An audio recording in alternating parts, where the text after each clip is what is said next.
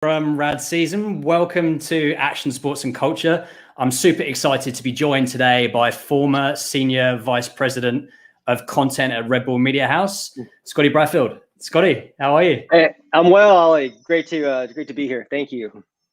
Yes, good to chat. How's everything going? You are over in California in Laguna, is that right? I'm actually in Santa Monica, but yeah, down in LA, and I was actually in Laguna yesterday on a mountain bike ride. But yeah, things are good. You know, the world's opening back up now. It's a little weird as we've been all locked down for well over a year now, and it's this kind of weird weight off your back. But it's great to be able to go out and be normal.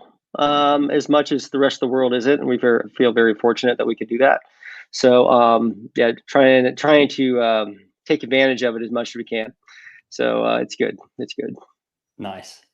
Good stuff. Well, I'd love to take it back to the beginning of your early stages of your career, if that's right. And just wondering where it all started and how you got into content production.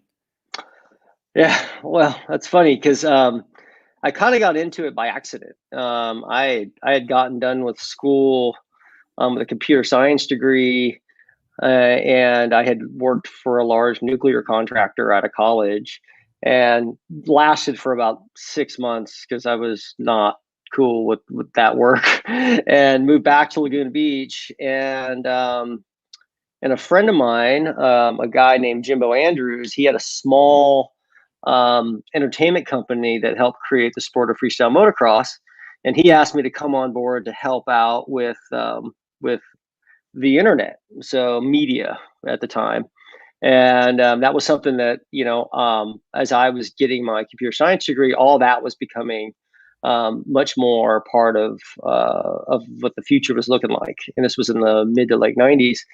So I came on board, and that got me into the media space, and soon after, one of his clients, or soon to be clients, a guy named Lloyd Adams, came on and came over to meet with us, and Lloyd and I had hit it off, and he had hit me up a little while later to help him run the media side of an initiative that he was in charge of, which was working with Alistair Gosling with the Extreme Channel to launch the Extreme Channel in the United States. And this was early 2000, so like 2000, 2001.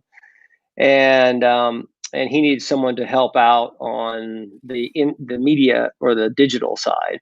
This is all pre-streaming, so the video content that lived online at the time were really small, compressed QuickTime videos, or real player content, which is really, in comparison to today, pretty subpar.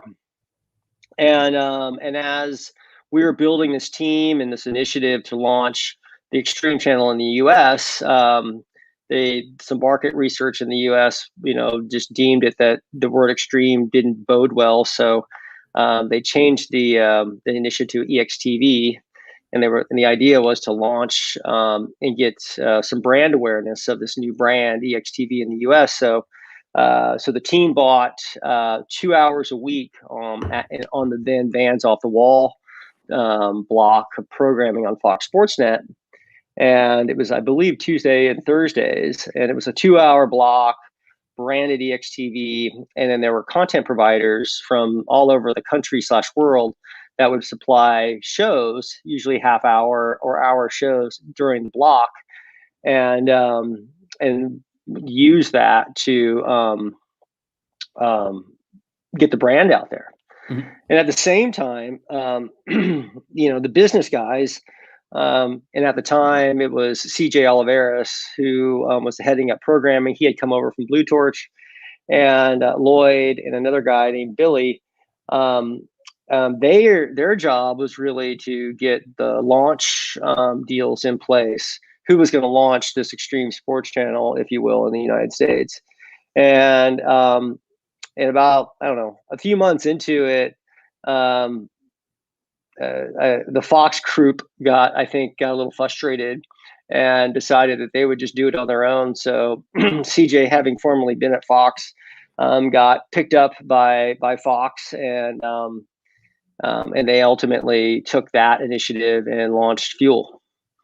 And that left us with this prepaid 2-hour block, or 2-hour, 2-day-a-week block of programming on Fox Sports Net that needed to be programmed. So as CJ was going out the door and the EXTV initiative was beginning to kind of fall apart, there were some hard decisions on, all right, well, we have to continue this out because it's just going to bode well for the Extreme channel internationally. So, and the money was already spent.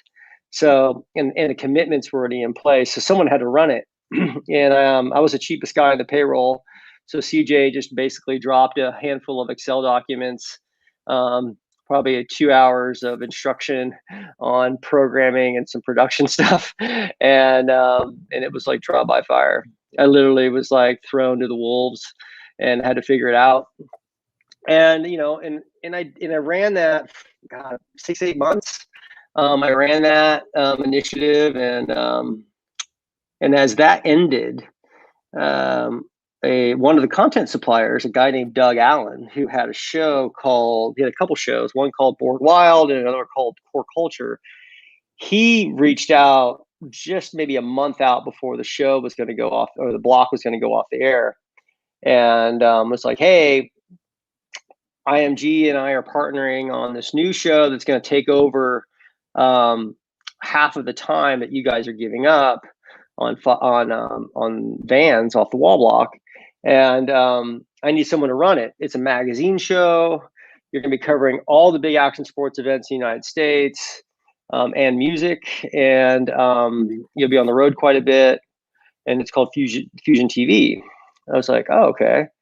And I was like, all right, well, I was thinking to myself, you know, this could be an interesting way to pivot, and said, all right, jumped in both feet and moved to Portland, Oregon, and ran Fusion TV for the next couple years.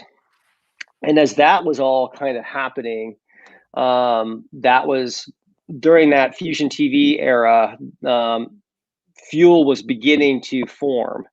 So CJ had gotten the core team in place, Scott Paradon and Sean Tomlin in place, and kind of began building out their internal Fuel TV team. And about, I don't know, about a few months after their launch, Fusion was being broadcast on Fox Sports Net as well as on Fuel. And so CJ pinged me and was just like, hey, we have a weekly news show. We're gonna bring back the 54321 property and make it a weekly news show. And Quicksilver is backing it, and Red Bull is backing it. And so I need someone who can run it. And he goes, you're one of the few people who've got the experience because you've been covering all of these events. You know all the people. And he's like, would you come back to LA and run it? And I was like, well, how much do I have to travel? Because at that point I was traveling like 4 days a week, maybe more. And I was kind of getting over it. And he's like, as much as you want, you'll be running a team, you get to build a team, you know, and you'll figure it out. So I came back to LA and launched the weekly update on Fuel, which also was on Fox Sports Net at the time. It was the only show that was on both. And I did that for a couple years. There were some hiccups with that show in terms of funding, and there was a few months of downtime where they asked me to help out with developing their daily show, which ended up being the Daily Habit. So I helped out with a little bit of development there, and then one of my lead, she was like my right hand. The weekly update.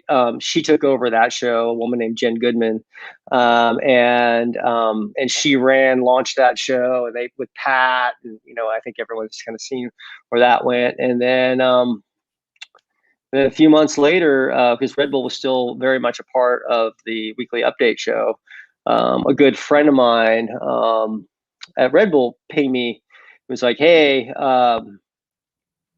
we have some desires to professionalize our content strategy, and we need someone who understands content.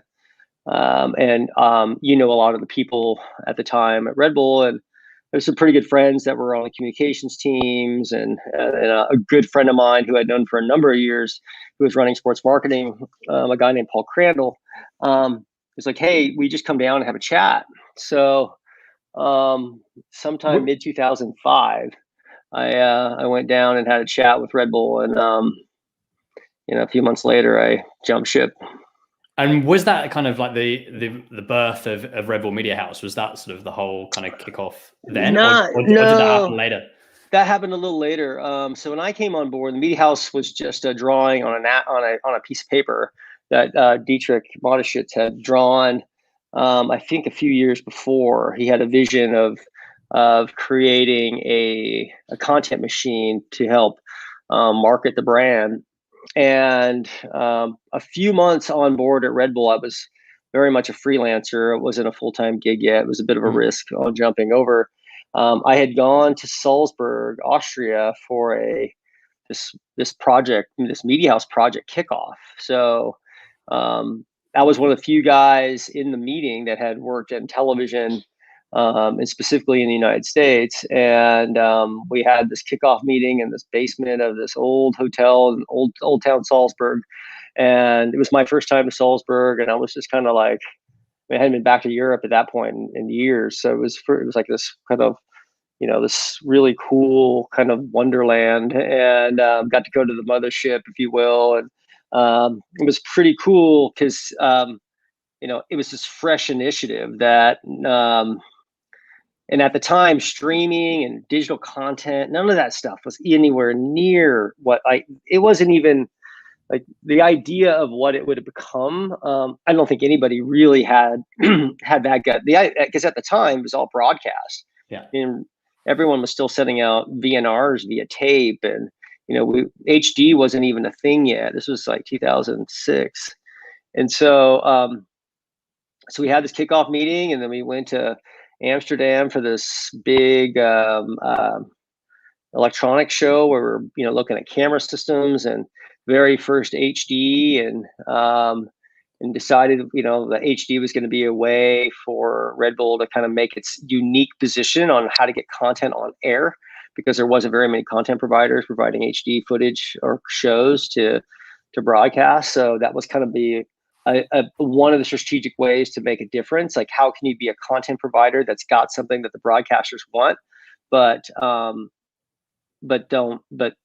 no one else really has, because the investment is higher, and it was a bit future proof as well. So so that was like this Media House kickoff meeting in terms of the ideation.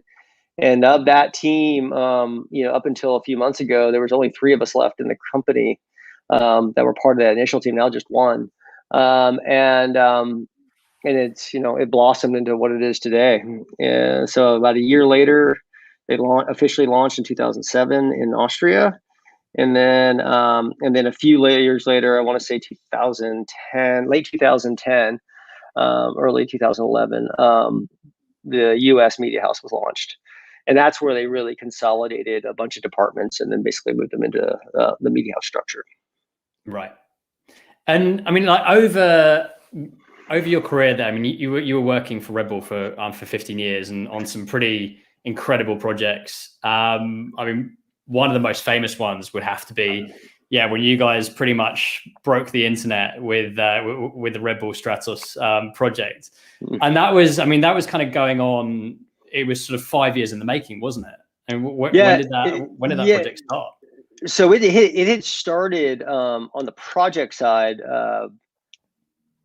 probably just pre-Media House launch. Okay. So that's when Felix had, you know, come up with the idea. The sports team was leaning into like making it happen. It kind of got all its proverbial internal check boxes, and then we got done. How I got brought into it was we were over in Austria for a big meeting, and it was a big meeting for something else. And we got done. It was at the end of the day, and some key people from the U.S. team were asked to go to a second meeting. So the meeting ended. Everyone else went to was like going out to basically to have drinks, and we were brought upstairs to a small conference room, and it was all darked out, and they sat us down, and this was the leadership team at the time, and they played this video of that was a remade video of Joe Kittinger's world record jump from 102,000 feet in 1960. And I'm a bit of a space buff. I've always kind of been fascinated by space. And I knew of the jump. I didn't really know Joe, but I knew of the jump because that's how the early spacesuits were developed. Like he was known as a pre-astronaut. He was the first person to see the curvature of the Earth. So, pretty special moment. And I'm watching this thing, and at the very end, it has this Red Bull logo come up, and it's this Red Bull logo that was called Red Bull Man High.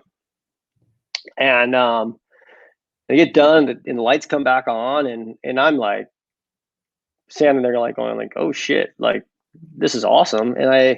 And they proceed to tell us that the project's happening. It's happening in the United States. It's going to be based. We're looking at a couple different launch areas. One being the West Coast, the other one being in New Mexico, because you need balloon windows and all that kind of stuff. And that it's going to be the U.S. team's responsibility to do it, to run the project, but also to film it. And I proceeded to raise my hand. I remember this very distinctly. And I was like, well, guys, cameras just don't work in space. And they proceeded to tell me that was my problem to figure out. So I came back kind of in a bit of shock. And, you have this Everest of a project in front of you. Having done, things in the past, I was like, okay, well, you start leaning on all your trusted resources, and I leaned on every one of mine, and we found companies that work for the military that make cameras for space, and we asked, how do you do that? And they were really pretty helpful in helping us figure out how to build these nitrogen-filled canisters that would house, at the time, Red 1 cameras that we had to get modified. And everyone that we leaned into that was part of the kind of the adjacent Red Bull family, or the anyone even within the media business that we talked to for support, if it was support for gear or knowledge, no problem. If it was like, hey, do you want to take the broadcast? It was like, when's it going to happen? And like how long is it going to be? And we didn't know any of those things. And we kind of got laughed out of the room by a little bit of everybody. And it wasn't until literally a few years later that we got, the YouTubes of the world on board. And we did a co-production with the BBC, which ended up airing on Geo, and then Discovery took the live feed. So it took years to kind of get people convinced that we were going to do it, and quite a bit of fanfare in terms of awareness of the project, which in itself was just a massive alignment within the organization, not only in a national perspective, but also a global perspective. You had to get everybody on board, and with a project that doesn't have a hard date, it was really kind of challenging, because you're like, hey, this is going to happen, I think, because there were so many different weird things to get over that we didn't even realize. Yeah. So, I will say the one thing that was the saving grace for that project that I don't think most people even realize is there was a failed launch that happened about 10 days before the actual jump, where the balloon was being filled, and a gust of wind blew and basically tore the balloon, and it failed. And luckily that happened because YouTube servers were actually going into the red. They weren't prepared. And that was an eye-opening for YouTube, that they're like, oh my God, like this is like this could actually shut us down. And Wow. so on the day, YouTube had every single one of their systems online, and every single backup that they had access to. And this is Google. And we still used, I want to say it was like 15% of the internet bandwidth all around the world that day, in that period of time, which is pretty crazy to even say that any That's one nuts. thing used that much bandwidth. So yeah, pretty awesome project. And so looking at that, and then looking at others, like feature length documentaries, for example, things like McConkie and Blood Road, and and then the films like Art of Flight. I mean, what do you think, like working across all these various projects has been the success, and why some have done really well and others like maybe not so much? Well, I think it starts off with trust. I think one of the benefits that me and my team have had is the just relationship with the athletes, and building a level of trust with the athletes. And that's they've been kind of pretty significant portion of my career, is being able to talk to the athletes eye to eye. Having been an athlete, really being able to go shred with them, so they actually know that you're not somebody who is from the outside. Yeah. So first and foremost is a trust piece, is building that foundational trust, and that they know that they can talk about their most intimate moments. With McConkie was really the first project where story, like the story of it, not the sensational vision, the visuals were the driver. It was Shane's story, and a very Red Bull story at the time. And we had, a lot of people involved in that, as you would. I mean, Shane was arguably the most significant skier ever, in terms of what he had done, progression to the sport. And so working with his wife, Sherry, was very hard. And she trusted us, and she trusted the team, be it the MSP team or Rob Bruce and that group. I mean, there was a big group that was very close to it. And we had to make hard decisions, because the beauty of Shane was he shot everything from the time he started his career all the way through every single moment. And so we had every moment. So having to take out moments was hard, but that taught me a very valuable lesson in terms of the storytelling and telling these penultimate docs that relate back to an athlete or an athlete's experience. And that is that, there's certain things that connect, and you got to focus on those. And even though it's really hard to like let some things go, in the end, it'll be better off. And that was the case for Shane. It's the case for Rebecca's story on Blood Road. Both of those very different, but very personal, intimate stories that, they had to really lean into us for trust. And then in addition to that, like any one of us with Paul, even more so, the most intimate moments of someone's life, and they're kind of putting it in your hands. And so that, if I look back at it all, like that's an honor to be able to be entrusted with that responsibility, and just to make sure that they know that we have their back. Yeah. In the end. And so that's been an honor to be able to tell those stories, and I look forward to telling more of those stories as the world goes on. And what are you most proud of, sort of at your time there?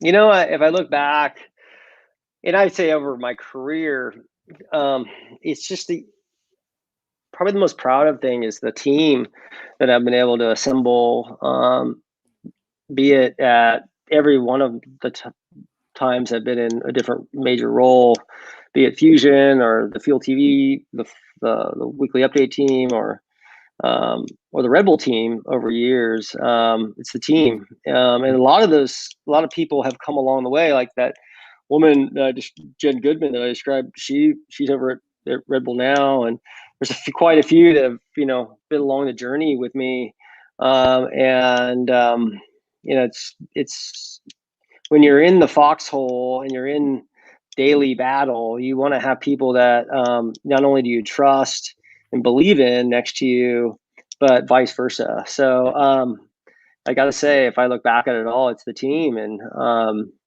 and as the team continues on making the best work they can, and they've got a great foundation, and I really look forward to seeing what they do, and others who have left and kind of done other things have continued on. So I got to say, if I look back at it all, it's the team. Nice one. And coming from an athlete background and then going into the action sports industry and into media, I mean, was there anything that you were sort of keen to accomplish? Yeah, like being a mountain biker and then sort of like going behind the scenes, should we say? Yeah, when I started in the media business, mountain biking itself was kind of at its low. It had boomed in the 90s. Racing was all cross country. This was like the suspension revolution, if you will, was in full effect. And then kind of the racing started becoming not so interesting, and that in the cycling industry kind of started dipping in the late 90s and early 2000s, and that was kind of how when the rampages and the free ride scene began to kind of come up and ultimately probably saved mountain biking. And so as someone who I want to not call myself a free rider, but growing up in Laguna's got some of the most technical riding in the country, maybe in North America. And that being just my normal day to day, I always thought that, as I move into the media business, whatever I could do, and a little promise I kind of promised myself is wherever I had the option or the opportunity to shine a light on mountain biking, I would. And not because because I was, it's because I believed that the sport was just being underrepresented at scale, and that if people could see what I see, and this was pre POV cameras, then I think that it would move faster, because the sensation you get flying down a trail at stupid speeds, and getting to the bottom and just having that euphoric moment, very similar to skiing a fresh POW line on skis or a snowboard, it's contagious. So my whole thing was like, how do I get that? How do I put that on the map? And so every opportunity I did, and when I was at Fusion, I did this feature piece on Hans Ray. Hans is an old friend, so we did this whole thing about the Laguna bike scene, and luckily Hans gave me a half a day, and I chased him around some of the most awesome trails in Laguna, and I did have a POV camera on my head at the time, chasing him around, and that was with a big recorder and a Camelback. It was so clunky. And now that I could just wear a little box on my head now that'll do the same thing. It's pretty funny. But that was a big focus, was putting mountain biking on the map and doing it at scale. Nice. And obviously with Rampage, that's kind of where it is now, right? I mean, it's sort of... Yeah, Rampage being the penultimate, and when I had got to Red Bull, Rampage had been sunsetted, if you will. At the time, Red Bull would do an event every couple of years, and then they would kind of shift gears and do another event. And And I was part of a group, a leadership group, and I worked closely with the sports marketing team, and I was pretty adamant about fighting to get Rampage brought back. And in 2008, we brought it back, and we changed it though. We looked at how could you bring in what the original Rampage had birthed, which was slope style, and kind of built obstacles and this whole North Shore meets competition thing. And we added wood features in, and that's where you got the iconic Oakley Sender and some of the other stuff. So all that stuff got brought back in, and after we did it the first year in 2008, it was very clear that that we need to continue doing it. So that continued on, and a few years later, we decided to do it live, and those numbers then proved that it's got a global audience and it's at scale, and it's just kind of been this awesome ride to see Rampage just turn into this, the penultimate of the action sports world. It's, we've brought out, athletes from every walk of life within the action sports space. Big wave surfers that surf the biggest waves on the planet, motocross racers, you name it, the gnarliest guys doing the gnarliest sports, and they all come out and they like literally look at the venue and they're like, are you kidding me? Or this isn't for real, right? And then they see guys practicing and they're just like, wow. And I'll say this to anybody, if you can go, you should go, because as much as the camera work is amazing, and it just doesn't really do the scale justice. When you're standing up on top of the drop-in venue at the very top of the start, and you're like, okay, good, drop in here, and you're going to make a left, and then you're going to send this 50-foot cliff, and then you're going to drop here. It's pretty awesome. Because I look at most of that stuff and be like, all right, well, I do that on my snowboard, but I don't know if I would do that part. That's the snow. Great. And now, sort of, I guess, looking into the future, how do you see the evolution of action sports media and content as a whole? Well, there's, I think what the pandemic has shown that content's what kind of got everybody through it, right? And I think it also showed that stories drive engagement, and I think a lot of brands want to play the content game and get into it, but it's scary. The traditional marketers don't have content experience. A lot of brands will lean on agencies, then have the agencies do the work for them. And there's a bunch of different models that work and then don't. That work, and some work and some don't. I'll tell you that the success that I've seen in the past is because the relationship between the media and the subject matter, the athletes in this particular instance, is so close that the trust is built, and then you can start getting into really dynamic stories and really get brought into their lives. So as I see the future, I actually think that more brands will consolidate with other like-minded brands and focus in on creating something together, maybe a standalone site or portal, if you will, or even co-create within ecosystems. So it could be a couple big brands being like, okay, we're going to do these content initiatives together because we have like-minded brand values and like-minded athletes that then can do things together in order to share the cost. Because what I think most people don't fully grasp is, content creation it isn't just a producer. It's a producer, it's a production management team, it's a content management team, it's a legal operations team, it's a content operations team. There's layers and layers of people and know-how that needs to come into place that if you take a step back, look a lot like old television network structures back in the day, And you need those things. Rights management is critical because you need to know when something isn't going to be cleared anymore. You have athlete rights to manage because some brands, an athlete may come in and you create this great piece of content with them, and then they leave the brand, and then potentially that content goes with them. So all that stuff has to be managed and watched, and I think a lot of that's just not fully thought through. But with that being said, I think a lot of brands are thinking, how can we get into the content space, and how can we do it smarter? Especially if you look at, there's so many more content verticals out there now.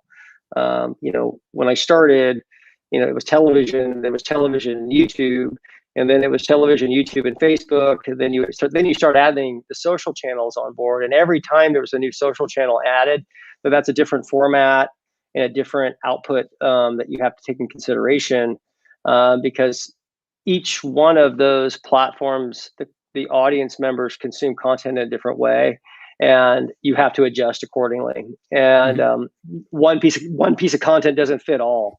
And I think that's another fallacy. It's like, oh well, I'll just take the YouTube piece and I'll stick it on Instagram. And I was like, well, that doesn't work. And I think it's just taking time for those learnings to happen. Yeah. And what are you working on personally at the moment? Have you got any projects coming up? There's a couple Red Bull projects I'm still attached to. One called The Alpinist that gets released the end of the year. I'm not sure the exact window, but it was supposed to have gone to South by and Tire-Eye, but the COVID of it all killed it. But that one's coming out, and that's about a climber named Marc-Andre Leclerc, who's a solo mountaineer. It's really, really amazing. Another one of those stories that is just, it makes your hands sweat when you see the visuals of what he does. And then his personal journey is pretty spectacular. And a climber that really only the chorus of climbers even knew about, because he was a guy who lived in his tent at the bottom of the Granite Chief in Squamish, that just climbed because he loved climbing. He didn't climb because of the paycheck. It was because he just loved to climb. So that film comes out, I want to say in the fall. I'm a little distant from the distribution of that now.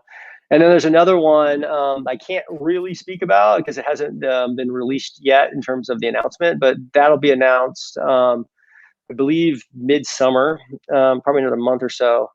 And that's with a pretty significant member of the action sports community. So another one we're looking forward to seeing get done, and more on that one later. And then there's a few things I'm helping develop now.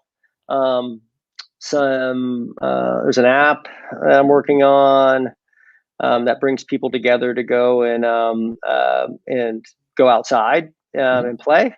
And go shred. There is a couple platforms I'm helping develop, and then a couple films that we're in development phase on, that look at the history of the space as a whole.